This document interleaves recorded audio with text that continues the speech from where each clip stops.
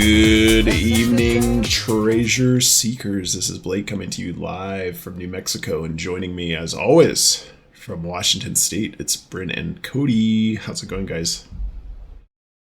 Good evening. Had a nice weekend. Oh, good. I did two main things this weekend. One was I made some homemade bagels, which I was really excited about. Not my best batch, but always happy to have some homemade bagels. Two, I really went through the mailbag. Yes. We had a lot of messages that had been piling up. Had not been super prompt to a lot of messages. So I spent a lot of time going back through messages, getting back to people, seeing what people had to say, and it got my head spinning. A lot of good mailbags for sure. Head on a swivel. My head was on a swivel. Yeah, I think mailbag is much more popular than I was expecting when we started this podcast. I think we're up to a little over 600 threads. So not 600 messages, 600 threads. Which takes time, and yes, I apologize for not getting back to everybody. Bryn, I think you've responded to a lot of the backlog. There's probably still a few hanging chads, as you'd say, but thanks for working on that. Yeah, no, it's very fun to go through. It's just like you said, time consuming, because I also want to be thoughtful and thorough about what people are saying too. So it's not like something you can just quickly chip away at. But yeah, when we first started the mailbag, I was shocked when someone wrote in. And so I don't think I quite anticipated the lift that would come with the mailbag in a good way. But it's just, there's a lot of people who are writing in, which is awesome. So thank you. Yes. Yeah, I remember the first few episodes, we'd like kind of half jokingly say our email address like 3 times during the episode and like hopes that someone would write in. We got, yes. It happened. I'm kind of glad that you made the email address so complex, Cody, because it prevents people from just typing it in easily. So little bit of a barrier to entry. It's a very There's slight probably barrier. another 600 emails that just never made it because they were misspelled. So yeah, that means we are doing a mailbag spectacular today to try to get caught up on some of the backlog. So apologies for people that have been waiting to hear their segments. I know I'm behind on some things I promised to people over the mailbags. So anyway, we'll get to a few of those today. Obviously, we won't cover everything, but yeah, we'll just do a mailbag focused episode today just to try to get caught up on the backlog there. So this should be pretty interesting. We've been calling it a mailbag special.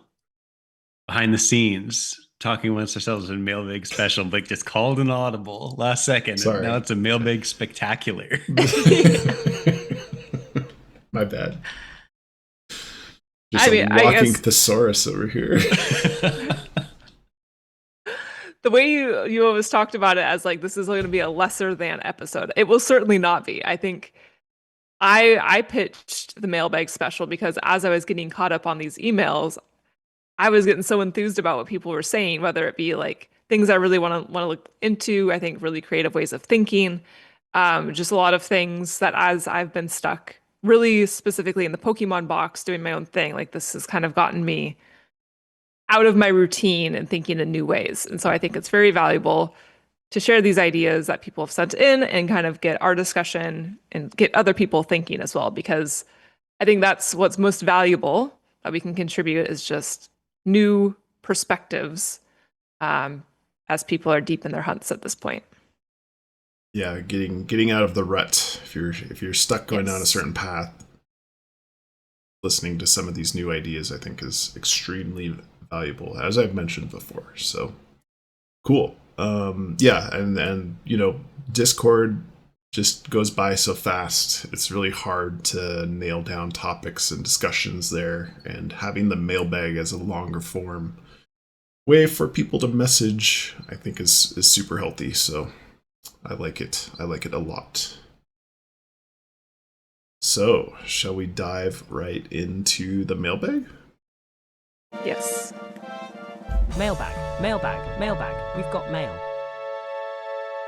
Bryn, why don't you kick us off on this spectacular journey?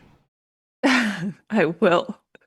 So I have quite a few mailbags that I'd like to get through. So I will start, and these are in no particular order. Well, somewhat. I kind of left the butterfly ones towards the end. Ooh. But anyways, we're gonna start with one from a listener, Aqua. She's written in quite a few times with always some wonderful commentary. It sounds like she's primarily working on Pokemon Box, and that's what this email was about. So a couple episodes ago, we had talked about, I think Blake picked this up on a Discord detective, the Tony Bennett song, I Left My Heart in San Francisco. Nice. And if you remember, a lot of those lyrics from the song lined up with some pretty specific things in Pokemon Box, which made it really interesting. So one being the loveliness of Paris. So in the Pokemon Box, we have the Ladybug, which is a ladybug, and loveliness is the collective noun for a ladybug. And we have what I would say is good direction from Pokemon Box to be looking into group names. Mm-hmm. We have the line "Forgotten in Manhattan," which could be a nod towards the No Bouffalante, which are geolocked to the New York area, and the Empire State Building being mentioned. And probably what stands out the most is "Where little cable cars climb halfway to the stars," which of course in Pokemon Box we have "Halfway to the Stars," which is a very unique line. So for those reasons, I Left My Heart in San Francisco by Tony Bennett stood out. And this is what she wrote. I think there's a possibility that the Greninja drawing is the clue to Tony Bennett, which directs us to the song I Left My Heart in San Francisco that you guys got a mailbag about last week. I think the clue is toe knee, as in TOENKNEE. Because the way the Greninja has his hands on his knees pointed towards his toes. And if he left his heart in San Francisco, maybe JCB left the treasure somewhere that uses the letters from the word San Francisco. For example, the letters for the word casino appear within that word, or perhaps someplace related to St. Francis. So in general, I think this was just like a very creative, fresh way of thinking, but also still plays on what I think is very fair game for the Pokemon Box. We have John Coltrane. His name is a homophone. He's a musical artist. So I think it's fair to say, like, if the song were in play, you know, I never thought of Tony as toe knee. We have the line, like I owned the joint myself or something in Pokemon Box. So we get joints. Anyways, I just thought this was really clever. And that Greninja artistic interpretation that we get in the book continues to drive me nuts, and I don't know what to do with it. So I just thought that this was a fun way to use that photo and tie back to the song, because the song is quite the coincidence, if that's what it is. Any thoughts? Yeah, I think that's super cool. I like it. I like it. It's clever. It's super clever. And yeah, trying to figure out how to use those pictures, if they mean anything, has always been one of my great mysteries of the Pokemon Box. So anybody that's using it gets an A+ in my book. If they mean it. I think I would say, to me, they will definitely mean something. I have not solved it, but I'm confident there's something there. And my other comment, personally, I really like what she was saying about if it's left my heart in San Francisco, that maybe those letters would be anagrammed into like where it's actually hidden. In this case, potentially New Orleans. I think I'm maybe a little out on anagramming letters in this chapter because it's so prevalent in Past and Future Box, but that's just like my personal opinion. I could be very wrong. Okay. Yeah, I really like the Tony thing. I like that a lot. Yeah, yeah. It's, like you said, it's kind of analogous with some other homophones that I know that you had been looking at. I like that part a lot. I like references to music in general, just because we know, I've said it before, music's a big part of JCB's life. And if he's creating, 5 different boxes and he wanted each one to be kind of different, you got to think there's got to be a musical component to one of them at least. So I like that. I like a lot of the parallels between those song lyrics and the chapter itself. Totally on board with everything up to that point. And I think one of my comments earlier on was kind of looking at, when we had talked about this previously, the song was looking at other ways of making San Francisco fit somewhere in the Southeast United States instead of, the obvious San Francisco. And I like that idea generalized. And I like the idea of, I would even be on board with anagramming something if it fit perfectly. Where you totally lose me is like the casino uses the letters in San Francisco, just because I think you've got enough letters there where if you're just like using less than all of the letters, you can kind of make it say too many different things. Yeah, I think she was just using casino as like a hypothetical. Yeah. But yeah, generally, and up to that point, I like it a lot. And I really like the Tony part. I had responded to her saying, and Bennett, maybe like bend it. Half joking, but I don't know. Like, I do think there's some, you have to be very creative with the way that you're thinking through a lot of these words. So I liked that mailbag quite a bit. Was it your coincidence of the date, Cody, that was the Mission San Francisco in Florida? Yeah, but that's the one where we didn't have a coincidence of the day, and I was researching it while Bryn brought it up. Got it. But that's worth mentioning in this segment, just because of the San Francisco. If we're going down that path, other uses of San Francisco, let's try to get a little bit creative with that, and that was a good find. So yeah, anyway. That was in Florida, if I remember correctly. Yeah, exactly. Cool. Tony. I mean, like with that Greninja, I feel like would be a really big stretch though to make from the Greninja photo alone to like if it's supposed to get you back to some place specifically geographically. It definitely could be. I mean, like we said, we have no idea how difficult these are, but I do think that there could be other clues that go along with the Greninja photo. But I don't know. I think there's a lot to think about. I don't think you have to assume that the Greninja Tony is like the only origin of everything. It could totally be like a confirmer, because people were looking at those song lyrics before ever seeing the Tony connection. Yeah, that's true. Because of the halfway to the stars. Like if you That's right. Yeah, you're right. Because that is a unique phrase. Ignore me. In the Pokemon box chapter. And I think if you Google that with quotes, then you come up with that Tony Bennett song. But then there's the connections to Paris and New York, which is a little strange. But all right. Yeah, I didn't even mention the Paris connection. So yeah, a lot of connections. All right. So who wants to do a deep dive into the Tony Bennett lyrics? I think it's worth a second look. See if there's other connections to be made. But all right, next one. Sorry, Britt. No, all good. So next we will dive into Past and Future Box. So this is from Jim. He said, in Ready Player One, the main character Parzival's name is Z. He has to find 3 keys to collect the egg, and there are 3 Z's in the word search. Could these represent the 3 keys? If you follow the 3rd Z to the top of the line, you'll see IOI. IOI was the company who he had to defeat in order to collect the 3rd key. Not sure if this is a clue or not, but wanted to get your opinions and thoughts.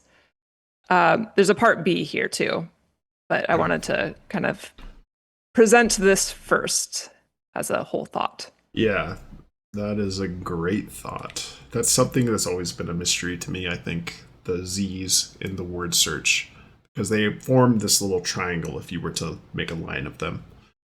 And he says if you go straight up from there, well, at least straight up from the third Z to the right, it is the IOI above that. But yeah, I've never been really satisfied with why those Z's are in that particular position. And if we think about Z as only one of them being used in the word search for zero or zeros at the bottom left, there's kind of two lingering Z's there, and those fall within that 2x5 block that is challenging to translate. So I think pointing out those Z's is very interesting to me because of their shape and not being solved in my mind. I think it's been a while since I thought about this, so going off the cuff for sure, but I think we have the join the pairs or join paths in the corners, and then I think there was another message right in that 2x5 block potentially if you do a Caesar cipher, but I can't remember that off the top of my head. I apologize. I've sucked you into my Pokemon box world. You have, yes. Can you read through basically all of it again? Yes. I'm trying to. There's a lot of information all at once there. Parzival, nicknamed Z. He has to find the 3 keys to collect the egg, and there's 3 Z's in the word search. So do the Z's represent the 3 keys? If you follow the third Z to the top of the line, you see IOI. IOI was the company who we had to defeat in order to collect the 3rd key. Am I saying that right? It's IOI. Mm-hmm. Yeah, yep. It's an acronym if I remember correctly. I read that Ready Player One. I should have, I don't know, given you guys a heads up because this is kind of pass and feature box coming in out of the blue, which I think we've been a little separated from. But it seemed just based off of the 3 Z's and the connection with the 3 keys, I really liked that. So yeah, I just don't know what you would do with those keys. I mean, that's suggesting there's other geometry associated with those other Z's that you need to solve. I mean, is one key have to do with the 0 or zeros? The other key has to do with the IOI, and then there's the middle key. I don't know if it lines up with anything in particular, but it would go back to your binary solve, Cody. Yeah. I was so into that for a long time. Oh, yeah. That just drove me nuts. The thing that immediately jumps out to me is the word sapphire being right down there next to the Z's, just because I think each of those keys was like gemstone or gemstone-esque kind of names to the keys. Copper key, so jade that key. jumps out to me a little bit. Yeah. Yeah. But I mean, the biggest thing is if the 3 Z's represent the 3 keys, it makes me think that there would be like 3 main components to the solve. But that kind of doesn't really mix with the other thing that we know is true, which is like that there's 5 hints in this word search. 5 clues. 5 clues in this word search. Right. So it seems like it kind of has to be one or the other. And the 5 clues one, in my mind, is pretty strong. Mm-hmm. Cool. Excellent. So excellent idea. Part B to Jim's email. I know we'll all love this because we like our themes. He said, also, after reading this chapter many times, I picked up on a pretty basic theme, and I know how much you all like to focus on themes. Excellent. Yeah. A gold star. It seems like JCB talks about creations and their creators. The chapter starts with the box and the creator, Seth Gould. Then Bitcoin and Satoshi Nakamoto, and he finishes with Ready Player One and the author Ernest Cline, as well as Oasis and James Halliday. I'd be interested to hear your thoughts and theories on this potential theme. I like that a lot. I think it's awesome because I guess he does this in a little bit of the Appalachian Trail box too, but he also, I mean, the last part of the Past and Future box is about him creating this puzzle. I I created this word search for you. It might not be as good as Pac-Man or Dungeons and Dragons, but that fits the theme that Jim points out here as well. Very interesting. So I guess when I thought about then, like, if this is a theme that we're supposed to carry into the solve for past and future box, what does that translate into? So for me, I thought two things, and this is maybe biased to our approach that we've taken to this so far, but like, who is the creator of Zork? So what would be uniting to all of them? So they were all the creators from MIT. That was their connection. I think that's how they knew each other.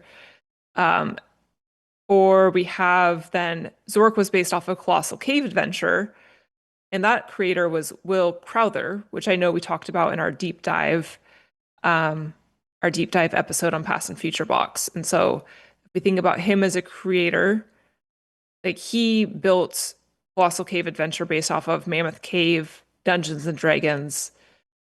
So is that kind of, the path that we would be taking in a potential solve here as well? And that's just the best that I could kind of come up with as far as if we're going to follow this theme of creator, or what they created and the creator. Creator creation. Yes, thank you. So could that be, let's think about this, can we translate that theme into the kind of mysterious last part of the Past and Future box about his grandparents, Riddler, the puzzler, lawn chairs, counting traffic? If we want to follow that theme through, maybe that's one way to think about it. Maybe one way to solve that section that I think still is up in the air. That may be like the thing I'm most excited to like get the answer to eventually, is what that last section of the Past and Future box is, with the tallying the traffic and the Riddler and that. My most highly anticipated reveal. All right. The cryptogram is very cryptic. Yeah. So Bryn, you took kind of that thematic idea, but you built that off of kind of the Zork solve that we had already talked about being our solve. To me, the kind of natural and obvious way of implementing that theme in that chapter would be to think that JCB is the creator and the creation is the treasure hunt, or this subsection of the treasure hunt. But JCB's also said, hey, you don't need to go looking into my life the way that like people did for like the Forest Fen treasure hunt, right? He said that he wants the book kind of to be standalone, right? So while that's kind of my natural way to think to implement that theme, I don't think that's what we're actually supposed to do. So I guess because if that theme is kind of quote unquote correct, I think there's got to be a different way to implement that. And it's probably something more like what you're doing with the Zork thing, Bryn. Well, I think to me, like he presents the word search, I wouldn't say as a standalone game, but like to me, like it is presented as a game. Obviously, the rest of the chapter is very much in play as well, but that is a game. And if it starts with welcome to word search, and that's a direct tie to welcome to Zork and welcome like Colossal Cave, then subsequently, like I think to me that's presenting the word search as a game through the lens of Zork, which is why I guess I kind of went, well, like in the solve that we talked about in our special, but then also here, like to me that would be the game where you would need a creator and a creation. What do you think about this? What do you think about this Google AI overview response?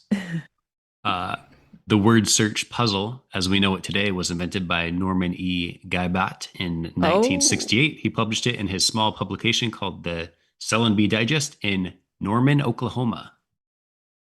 I'm kind of surprised it's even a US-based thing. I would have thought it would be like much older and like from Europe. I like that approach. I like that a lot. Solved. Everyone get to Norman.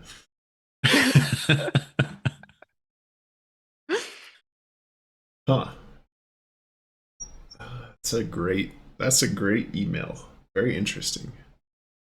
Mm-hmm. Yeah, a lot to build on off that one. Yeah, I mean, just to point out the obvious, I guess, talked about Ernest Cline creating Ready Player One, but the whole section about Ready Player One is about Halliday and making Oasis. So, okay.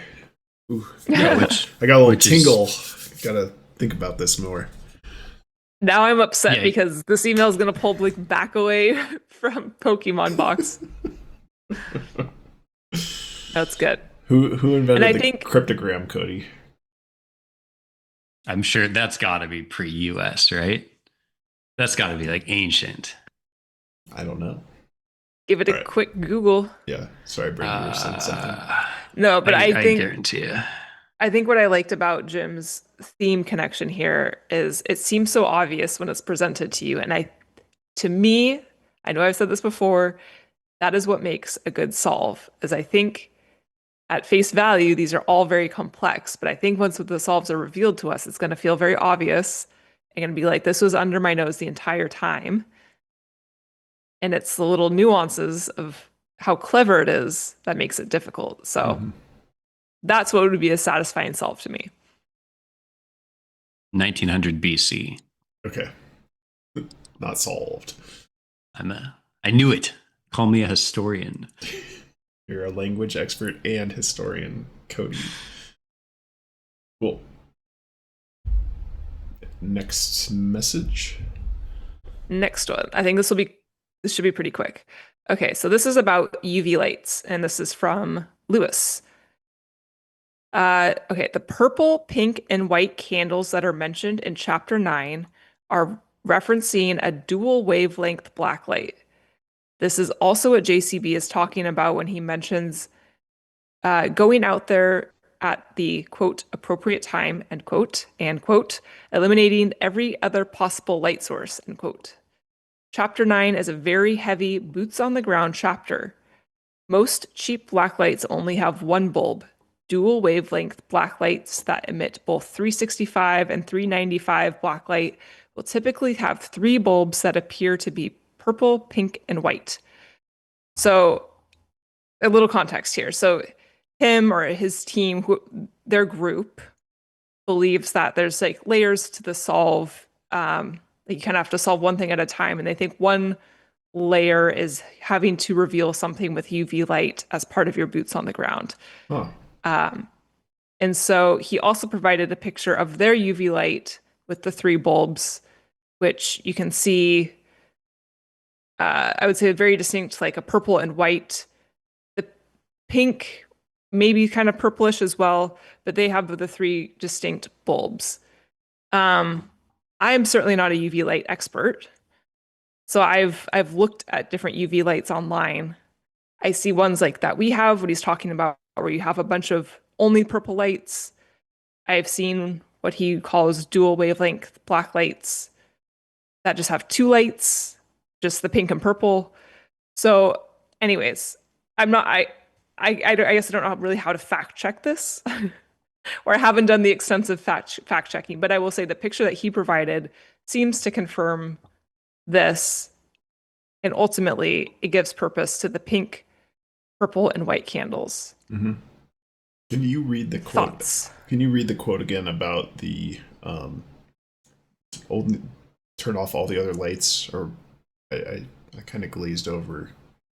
Yeah, so these must be in chapter 9, which is the Chavin du Huntor chapter. And I guess I didn't go back and check these quotes, so I'm just assuming these are correct. Yeah.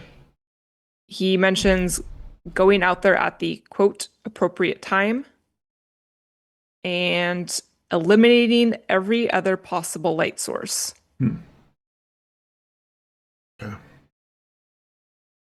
Yeah, I like the concept of it's a boots on the ground thing.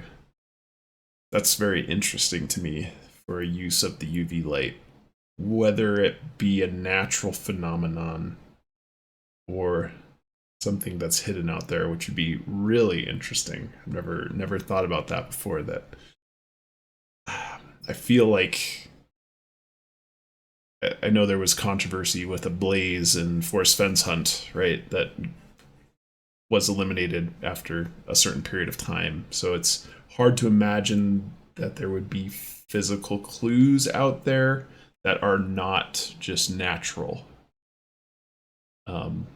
Geologic phenomena, things like that. That being said, there's plenty of materials that would react in a certain way with a UV light that would be of interest, I would say. It's a really cool concept. I like that a lot. And this was also the chapter where they talk about like you had to get on your back and view something in a different way, right? So like I need to go back and reread chapter 9. I need to reread all the chapters, but chapter 9 with this in mind is like very much a boots on the ground. What are we being physically told to do in these lines? Has anyone tried the UV light on our unbreakable thread? I have it right here ready to go, and I have not done it yet. Okay. Just because that's kind of interesting that Jon Collins-Black's publishing company published that, and I feel like you'd have a little bit more say based on what Cody you researched in terms of being able to put UV stuff in books that you publish. So anyway, quick regroup on that one. Yeah. I mean, I guess my initial thought is there would be a lot of lead time that would have to go into making that happen. And if this was kind of a last minute decision, I feel like it'd be a stretch, but I have the things right here to do it. So I just need to do it. But not a dual band wavelength UV light, only a Simpleton's cheapo I have Amazon a Simpleton's. One. Yes. It also feels like it could be more significant than what I've been led to believe the clue for our unbreakable thread would be. By the time you're like breaking out UV light on there. I'm saying less than 1% chance you're going to find anything, but you have to cross our T's and dot our I's. Stuff like this really makes me think of the quote about, I know I've said it a million times, all you need is the shoes and water in the book. And I get that can be like hyperbole, right? But at some point, it's like he wouldn't have said that if you have to have a special UV light to uncover something. But you don't need all the clues to find the treasure. Could be a little Easter egg one. But I don't know. I'm probably going to say this a lot today, but anybody that's using things that are very interesting in the book, such as the mention of the colors of those candles, purple, pink, and white, I like that kind of stuff. So, I definitely like it too. I like that connection a lot to the purple, pink, and white connection. I'm very much willing to stretch the interpretation of that all you need is the book quote, but at some point I feel like I'm stretching a little too far. Sure. Okay. Ready to move on? Sure. Ready to move on to my butterfly category. Ooh, butterfly. Yeah. Okay. So the first one is from Matthew Hobbies, who also has a wonderful YouTube channel. I know we've referenced his YouTube content quite a few times, so definitely check that out. And he was nice enough to write in with some specific butterfly thoughts for us. Hey. So I wanted to share an image of my initial thoughts on the butterfly. I went more into the shape and the outline of the butterfly and what it may mean. So there's 3 parts of the slide for 3 separate ideas. So I have an image here. An image from Matthew Hobbies. This is like being starstruck right now because he has the best. He has the best really good image. Okay. Yeah, it's good. It's good. Let's see here. Oh, I'm so excited. So if you are just listening right now, I wouldn't say it is critical to look, but you may want to. It's a nice slide. Oh, spoilers. Spoilers everywhere. It's fine. Look at this. It even has the Matthew Hobbies color scheme on here. Like I could pick that out of the background. Oh my gosh. There's butterflies in the background. Music. Okay. So we have 3 things that he picked up on here with the butterfly. 1, the odd gap between the wings on the right side, perhaps similar to Minnesota's Northeast Point. Oof. So I would say, based off of his image, that looks pretty good. But maybe the butterfly wing a little rounded. As I'm looking at this, does this match up with the child's hairline at all? Oh, I thought the child's hairline looked like mane. So I'd have to take a second look, but interesting. But if you look at the little cutout on the ear, like that would be the ear. Anyways, I'm rambling. Okay. So the Minnesota was his first connection with that little cutout. It looks pretty close. And I'm actually really impressed that he was able to make that connection. Mm-hmm. I don't know if that just like happened to come to mind for him or if he was specifically looking at geographical features on the map. So very good. 2. The text shape looks sort of like a JS together, perhaps to stand for Joy Serenade. So the theme of the butterflies may help us better understand the poem, such as the molten is like the molting butterfly or beginning, something like that.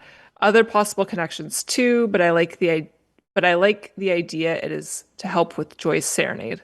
Yeah. So butterflies as a theme, tying in Joy's Serenade as a butterfly theme as well. I like the connection to molt. I didn't even think about that. I That's was thinking about molten sun because of the eclipse stuff we talked about. But that seems very clean to me as a butterfly reference. We talked about, the cocoon and things like that. Molt makes a lot of sense. Interesting connection there. That being said, I don't know if Blake can really be unbiased on this one. He seems to be quite starstruck. Everything here is 100% correct and solved because I like Matthew Hobbies. All right, 3.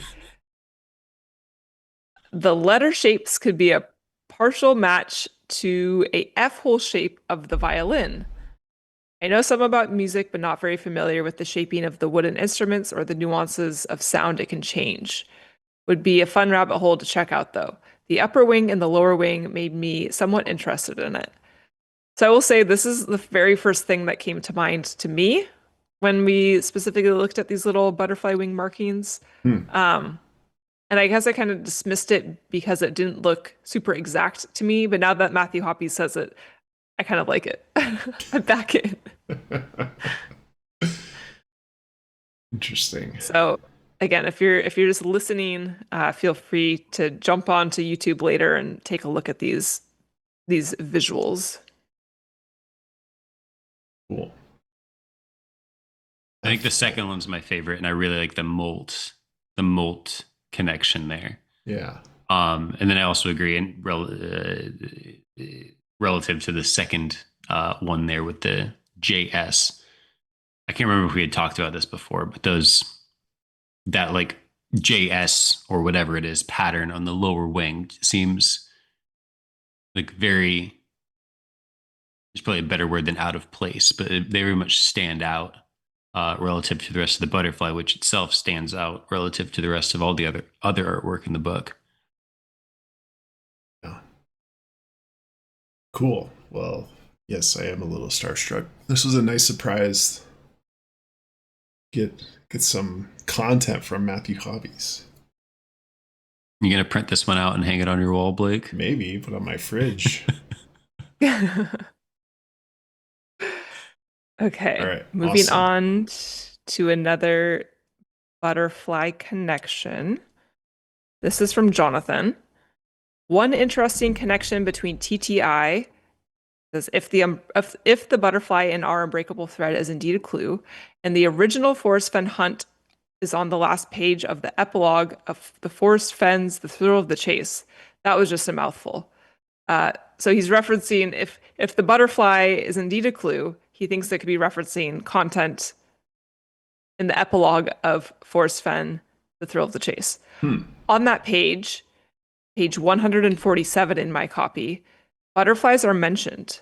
Specifically, Fen says, "No time spent in thought is wasted, and nothing is too small to know.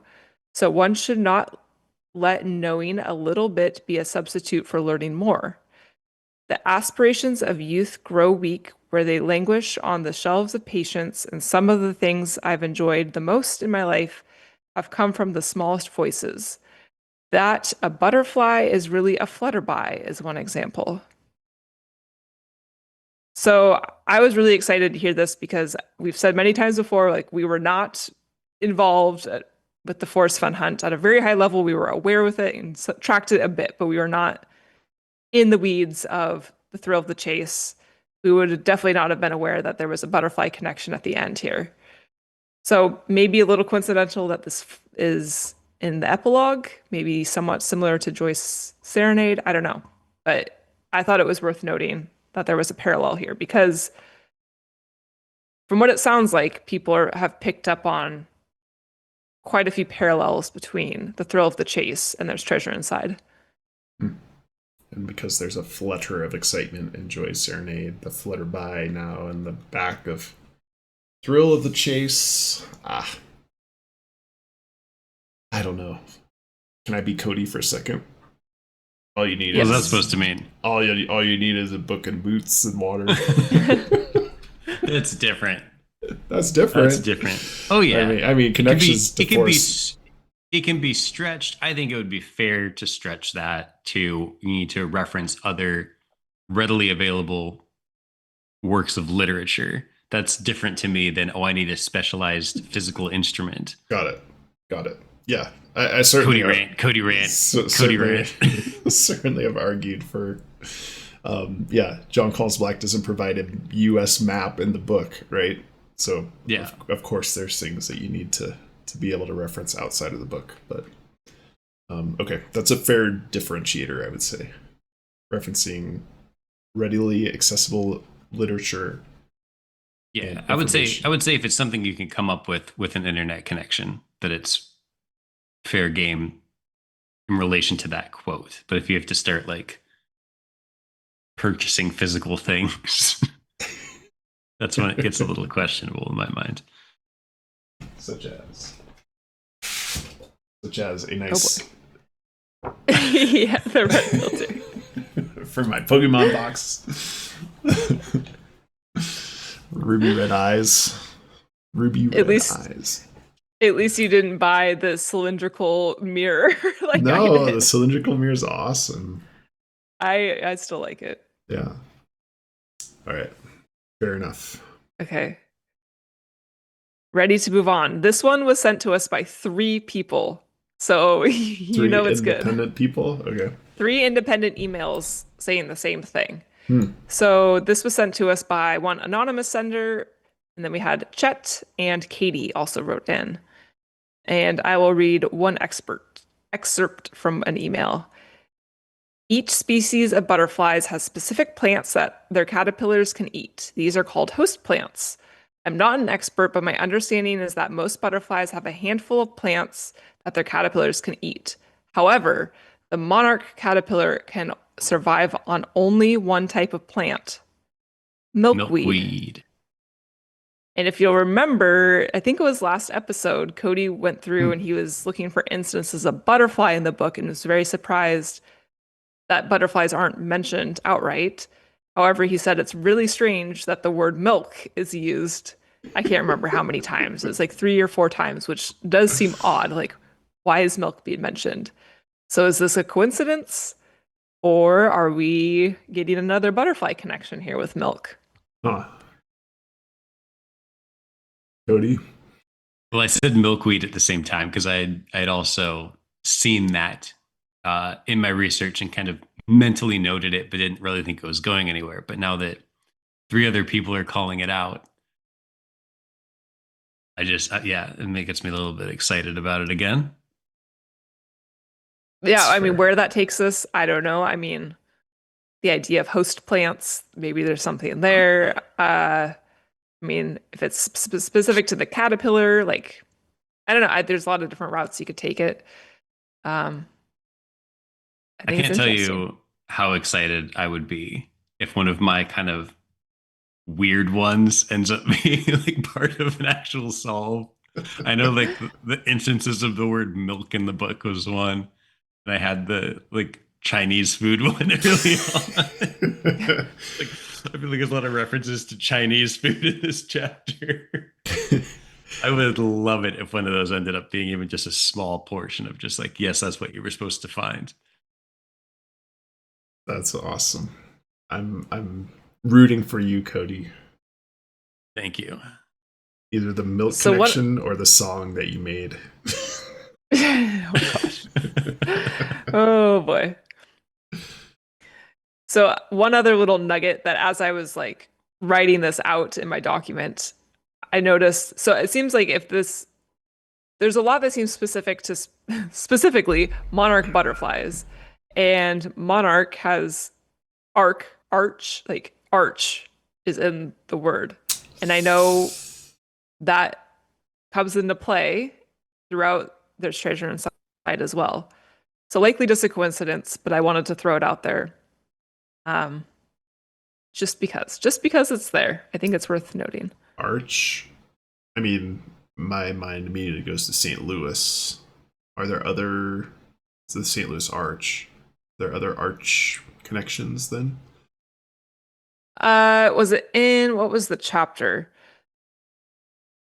It was, I'd have to look up the exact quote, but there was like the corners of the area, and I think there was something with the arcs, and I am not prepared to answer this. Okay. There's the arc in Joy's Serenade. There's the arc in I think the beginning of chapter 3 where he talks about the detailed way he used to go to his mineral collection area as a child. The sun arced over. Yeah. It was like one of the first sentences. Which just brings us back to the age-old question of, is an arc an arch and is an arch an arc? No, I mean, I classify those as two different things. I don't like arc. Oh, but arc is in monarch as well. Arch or arc you could use. So too much to think about. Yeah, we don't have to discuss it. I just wanted to throw it in as a little nugget that just came to mind. During our butterfly special / butterfly spectacular, I did talk about the migration patterns in the monarch butterfly, right? Yes, I think. Well, we had I think I did. We had a mailbag, certainly. Remember the guy that he put the Olympic rings? That's right. Okay. On the map. So that happened too. Yeah. Yes. Okay. Very interesting. I have one more, and then people can be done hearing me talk. No, thank you for being kind of one of the primary mailbag people here. Yeah. A lot of hard work. This is from the Treasure Huntress. The joy really stood out to me as a main theme in the book, but also transformation. Also, isn't JCB hoping this treasure hunt will transform us in some way, as getting us into nature did for him? He also instructs us on how to be better treasure hunters and describes how some of these traits cross over into other parts of our lives, such as reevaluating what treasure and wealth means to us personally. Is it family, relationships, and community that make you feel enriched or wealthy?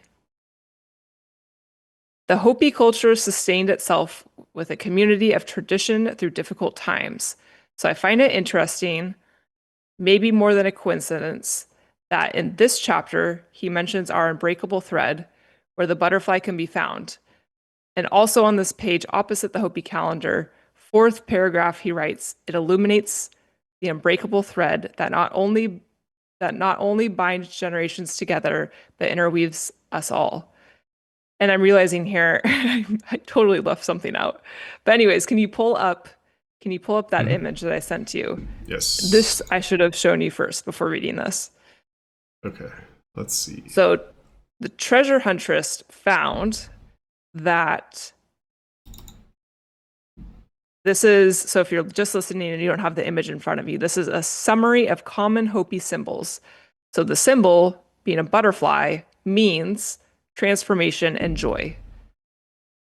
So that feels pretty significant to me, because I think it is inarguable that joy, of course, theme of the book, transformation, very strong. And if the butterfly is a symbol within the Hopi culture for those two things, it feels very uniting. I'm sorry for presenting the information in the wrong way. Do we know where this reference table came from?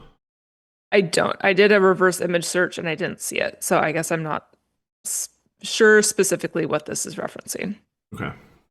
I mean, it seems like a drop dead solid connection, right? If we're thinking about butterflies and we're thinking the meaning of a butterfly in Hopi culture is transformation and joy. I guess I want to see what the reference is here.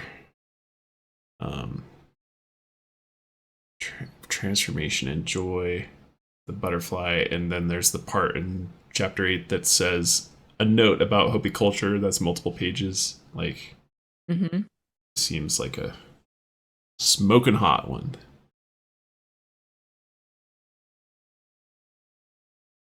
Interesting. So then I think I should reread. Yeah. I should reread the last paragraph again, if that's okay. Yeah. Let's do that. The Hopi culture sustained itself with community and tradition through difficult times. So I find it interesting, maybe more than a coincidence, that in this chapter he mentions our unbreakable thread, where the butterfly could be found. Okay. And also on the page opposite the Hopi calendar, 4th paragraph, he writes, it illuminates the unbreakable threads that not only bind generations together, but interweave us all.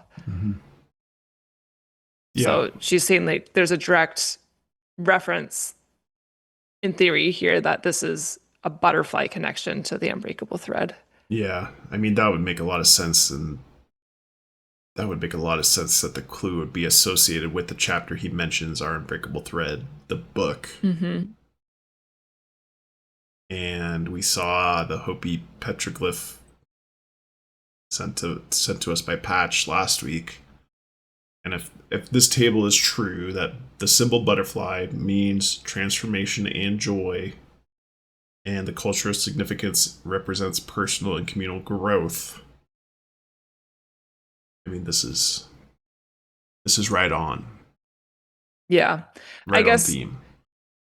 like, if you think about just regardless of culture, like culture by culture, what a butterfly could mean culturally, it makes sense. Like transformation, 100%. Like that is the metamorphosis that is happening from a caterpillar to a butterfly. Transformation is a very direct thing that would make sense there. So the and joy also makes sense. But like, I agree that maybe you want to make sure that this is like a real factual thing and not just, I don't know. You want to make sure it's real. But to me, it seems very legit. Yeah. Just because like, it's not a stretch, but the connection there is definitely just like logical. Yeah, the reason I want to reference this is that it seems too good of a match, right? If it's somebody that made this table based on looking for Hopi butterfly connections based on TTI, then yeah, it's a little less exciting. But if this was pulled from some reference material not TTI related, then yes, extremely good connection here. Right. I'm 100% on board with what you're saying. Okay. Ooh. That's all I've got. All right. Good mailbags. I have more mailbags. Let's talk about a solve that was sent in from Mandi quite a few weeks ago. Again, I apologize. We had some excitement with the butterfly discovery, and so some of these things have been put off. But there's a past and future solve that Mandi was sharing with us that I like a lot of parts of that we can discuss.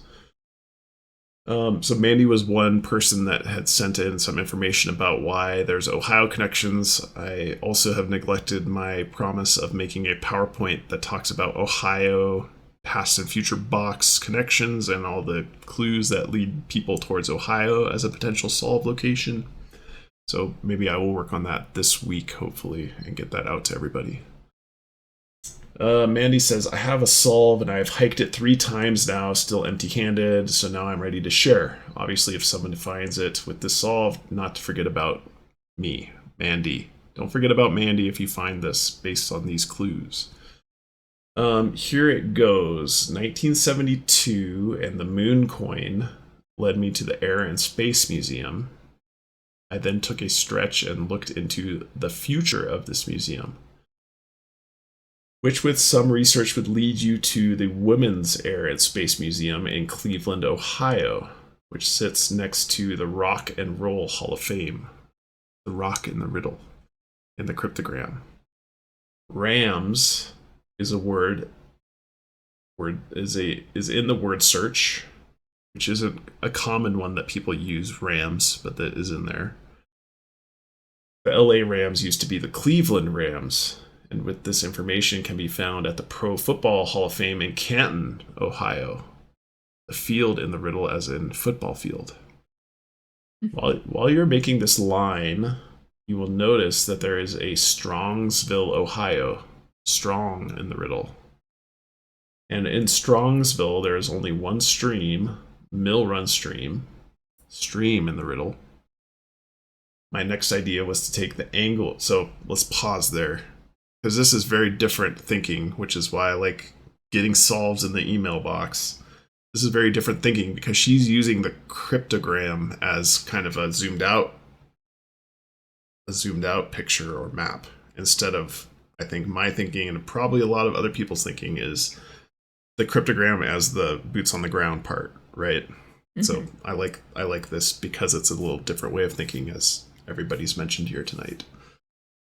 My next idea was to take the angle given on the coin and have a line run from the stream park location to the line going from rock to field. I have reworked this 1,000 times at every angle, depending on the true north, or if we were positioned differently. An intersecting point, it takes you within Cuyahoga National Park. So let me pull up the imagery, and she doesn't have a picture of the coin angle that she's talking about. That'd be a little bit helpful. So unfortunately, I can't verify that exact methodology, but let me pull up Mandi's work here. So here's kind of, this is my own image I just took from a screenshot of Google Maps. We see the Cleveland connection up here. Just to kind of put you in context of where that is. Akron, Ohio, down below here. Strongsville over here. And then this area with the Brandywine Falls. This Brandywine Falls is within Cuyahoga National Park in Ohio here. So this is zoomed out version where she's looking. Sorry, I realize that's very small. Let me zoom in a little bit more. All right. Hoping that when I arrived, the tree and post and the beauty sheen would lead me there. I have hiked all over the area 3 times now and have found no box. Now for the things I learned by this. Do you think the area would be hard to hide it? It's covered with National Park Service staff. There's 2 ranger stations in the area, and surveyors for the updating the park all over, or even in deep woods off trail. So there's surveyors about, at least when she was exploring it. I think that the Pac-Man reference is leading you to a scenic route/trail, as on the physical map, these are notated with dotted lines that look just like the trail Pac-Man follows. In one area of this Cuyahoga National Park, there is an oasis, self-serve popsicle and water station, which I really loved this. So here is the Oasis stand. And you can see... Oh, it's like, what's that bench? Yeah, there's a bench that says Oasis carved into it. Nice. All right. Yeah, I mean, the obvious thing when you look at that picture is to be like, okay, the thing on a trailer could leave it any time. But yeah, the bench is good. Yeah, the bench makes it seem like this is a known area that is called the Oasis. Yeah. And then this self-serve refreshments is just like playing on the name. Right. And there is, it is a Google Map location. But yeah, I also didn't like the cart, but then I saw the bench, which seems more permanent, that says Oasis on it. Right. Which is super cool. I love it. Anything Oasis related, I'm in. The one area of the Cuyahoga National Park there is an Oasis self-serve popsicle and water station. And that even has a long quote on it about finding happiness on the trail. And the Oasis is spelled in all caps. And she attached the pictures here. And then, yeah, here's this sign. You know, Mandi is translating this about finding happiness on the trail. If people want to read this, they can screenshot it now. But I didn't find it as direct of a connection to joy, but it was a little too frou-frou for me to read through with that attitude, I think. Anyway, I'll leave it up for a bit. Even though I'm still skeptical, there were noises on the internet that said Joy's Serenade could get you to any location. If you are by Oasis, past the falls is a Shady Oaks bed and breakfast. There's a cemetery called All Saints Left Remains in Joy's Serenade. As I read, I left of the remains, meaning cemetery or ruins. There's a lot of ruins in this area from an old boating industry in this town. I went left of the cemetery and there's a trail. I checked the trail. A very rough brush off the trail, and she has the scratches and bruises to prove it. Now realizing there's no way this could be considered safe enough for the hunt. I may have checked the cemetery depending on the legality of that, I'm not sure. Morally might be pushing the line too.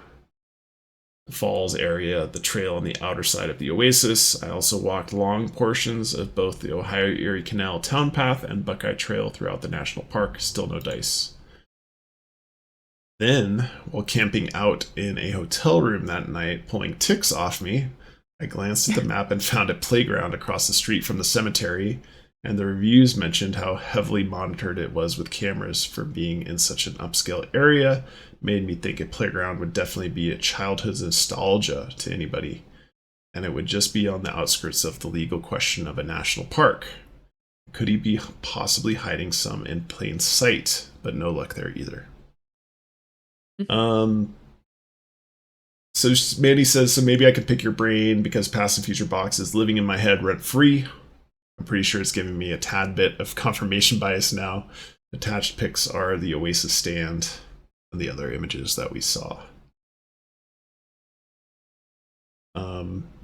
Anyway, thoughts on this? Obviously, I was very taken by the Oasis part of this. But I think there's more clues, and it's kind of, I don't know, cherry picking a little bit for some of these things, but I really love the Oasis connection there. I need two clarifications. Sure. So one of them was she was talking about the future, and that was the Women's Rock and Roll Hall of Fame. You said, yeah, that's correct. So is that like a planned building that's like planned to be created in the future? I think that must be the case. I also don't have the full context of that. It says, I looked into the future of this museum, which with some research would lead you to the Women's Air and Space Museum in Cleveland, Ohio. Oh, Air and Space Museum. Yeah. Which sits next to the Rock and Roll Hall of Fame. So I don't know if that exists yet or not, or if that's future planning, but... Okay. And then my second question was, I get there were those connections, and then it goes through the Strongsville, but then how we got offset. That was the angle of the coin for the chapter. Exactly. And that's what I mentioned would be helpful to have a figure from Mandi to show exactly how she used the coin angle, because it wasn't clear. So let me pull up my guess here. Let's see here. Just my zoomed out Google map here. I don't know how she's using the coin angle to go from Cleveland. She definitely has the Cleveland connection to Strongsville, and then maybe the angle points her to this national park here that has the Brandywine Falls and the national park here. That's my guess, but I would need a confirmer or a figure from Mandi to help me out with that part. So your favorite part of all that's the Oasis. I really like the Strongsville. Huh. Strong's been such like a tough one to nail down. Independent of the rest of it, I really like the Strongsville part. And I like a lot of the things too. I get what you're saying about it feels a little cherry picking because it's only using, some keywords from some parts of the chapter. But then at the same time, I think to myself, you could name 50 keywords in that chapter. Is the actual solution going to use all of them, or is the actual solution also going to feel a little bit cherry picky anyway? If you have 50 clues, from any of the boxes, well, at least the small boxes, they can't all be right, in my opinion. I think that's too many. Yeah. It can't use every single word from the cryptogram and then every single output from the anagrams from the cryptogram and then every single keyword from the... Sorry, I said cryptogram, word search for that stuff, and then every single keyword from the cryptogram, and then all the different keywords, vehicle and Riddler and stuff in the text. It's I go back and forth in that. I think any solve I hear is going to feel slightly cherry picky-y. But I think that's just kind of out of necessity. So I don't know. It's got me thinking. Yeah, and certainly there's a lot of clues in the word search from Mandi's previous email that points her to Ohio more, right? So this is just kind of the latter part of her solve, but so yeah, I'm doing a little bit of disservice there, but anyway, I always find it very fun to see these other solves, particularly because of her use of the cryptogram as the zoomed out part instead of the boots on the ground, which I've always assumed. So very helpful. Yeah. A minute ago, sorry, go ahead, Brandon, because mine's not super related. I would say I agree that perspective is something that I really enjoy about this solve. But I guess I would argue that I think the reason that people have been approaching it in the inverse, like that it'd be a more detailed approach, is that before the cryptogram, we have, once you've finished our word search, you'll have plenty of what you need to find this treasure box. But in case you still aren't convinced and want even more help, you're in luck.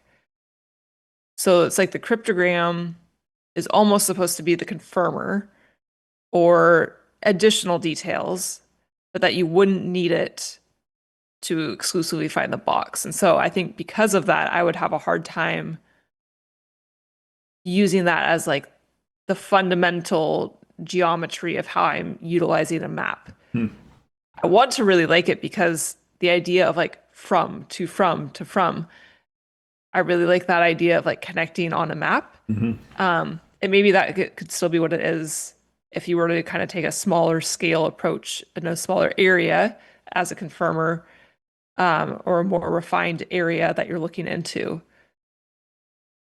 But I think I have a hard time with the logic because of that line that introduces the cryptogram.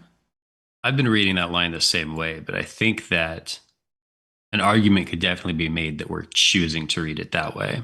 And there's nothing really stopping the cryptogram from being just like kind of the same level of detail as the rest of the chapter and just like another way of going about it, almost like synonymous with the Joyous Serenade or just follow Shimmering Circles of Gold.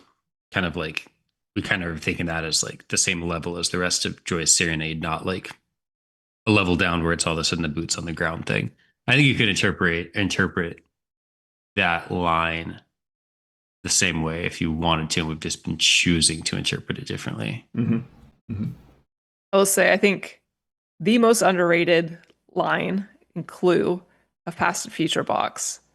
This I think about pretty frequently, and I don't even think about Past and Future Box, is you will have plenty of what you need to find this treasure box. Yeah, such strange I think phrasing. if you can figure out what that is, and maybe you won't know how to define that until you've solved it, which is likely, but I think if you can figure out what he means by plenty of what you need. Bread. Why bread? You have to knead the bread. Oh, this is not Pokemon Box. that wording, I think, is like kind of, I don't want to say a key to what you're supposed to be revealing in the word search, but in a way, I think it kind of is. So these clues that you're getting are what you need Plenty of what you need. I don't think he means plenty of clues. Plenty of what you, I don't know. That drives me crazy. How would you have phrased that sentence, I guess, as an alternative? It's an excellent question. Well, now I just closed it. But like, Sorry. you will have all the clues you need. You'll have much of what you need. If you only swap out much with plenty, it would read a little smoother, I think. Yeah, it's almost like on first blush, it feels like what you need is the important part instead of like saying something like clues. But I would agree that when you think about other ways to phrase it, the plenty is almost the word that sticks out as kind of forced in there. Mm-hmm. Yeah. Because I could see how he may not want to use the word clues. I'd have to go back and double check, but I feel like clues isn't like a word that he's really using a lot in the book. And so he wants to kind of maybe, work around the word clues. Yeah. And I can also see why he might be reluctant to say you have all of what you need. So he kind of wanted to use plenty, most of something other than clues. Yeah, I don't know. The more I think about it, I think plenty is the word that's strange there. I think regardless of how you twist it, to me, plenty of what you need is not clues. Yeah, I would agree with that. I think maybe there are 5 clues in this word search. He uses clues in the word. Yeah, there you go. He does say that. So, but without that, yeah, maybe not that much mention of clues. Yeah. What I was going to say a second ago is that throughout this entire process, I keep coming back to like 2 things, like no matter what. I keep getting ties to St. Louis, and I'm not even like a big St. Louis believer. I feel like in my research and things that are very much just not even related, and I just know are coincidences, there's always St. Louis in there. Mm-hmm. And the other one that's even more prevalent is France. I get France coming up in everything that I research. Really? No matter what. And that might just because France is just like has been so culturally relevant for so long. I'm just constantly getting France and I'm constantly getting St. Louis. And I finally decided to bring that up because of what you were just reading about how the LA Rams used to be the Cleveland Rams. And I was like, oh, between that, they were the St. Louis Rams. Oh, yeah. Yeah, that's right. There it is again. There it is, St. Louis. St. Louis and France. The 2 most important places in the world. All right. Well, I think that puts a chunk in the mailbag. Obviously, we'll be doing more mailbags in our regular episodes, but yeah. I have one mailbag still to do too. If you want. I apologize. Yeah, are you done with yours? Yeah, I am. Okay. Yeah, let me do my mailbag. Sorry about that. Then. I did not know you were on the docket here. I am on the docket. I am on the docket. I may not be on the spectacular docket, but I was on the special docket. So your punishment for not utilizing our spreadsheet. I'm sorry. That is totally my fault. So we got a email in from Nick about a coincidence of the day that I had a week or 2 ago. Yeah. And this is almost like an Inception level mailbag because I think his is also a coincidence. So it's like a coincidence of the day about a coincidence of the day. Okay. So it's about my original James McNeill Whistler coincidence of the day. Oh, interesting. Who is the American artist.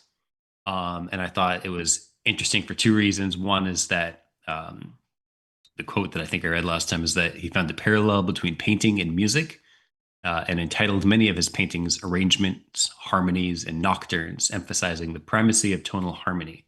But anyways, calling things like arrangements and harmonies, we know that there's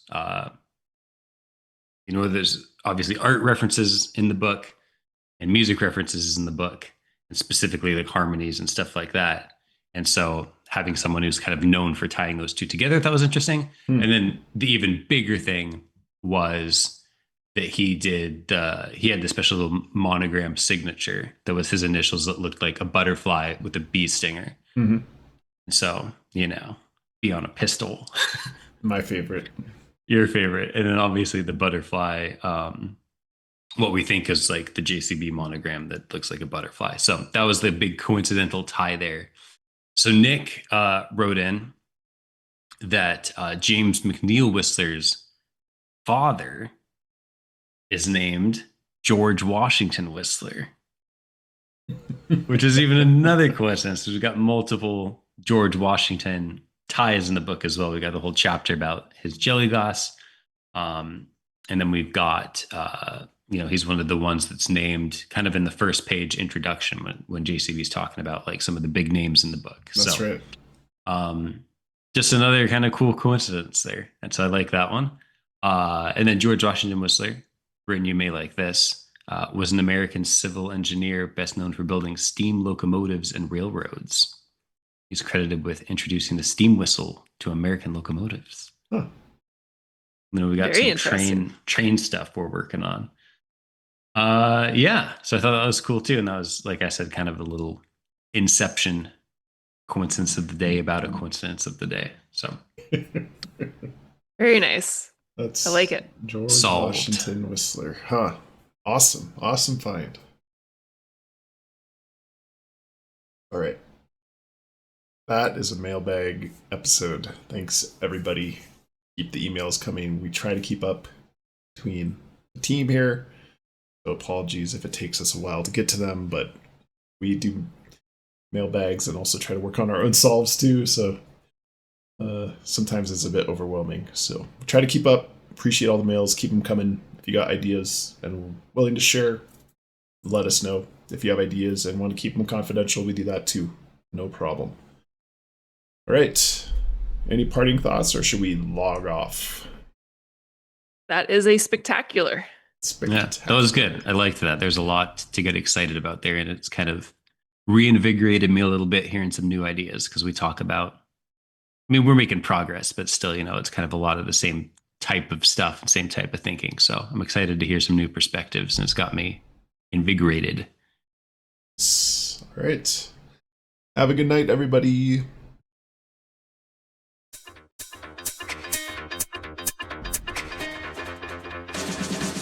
Searching for clues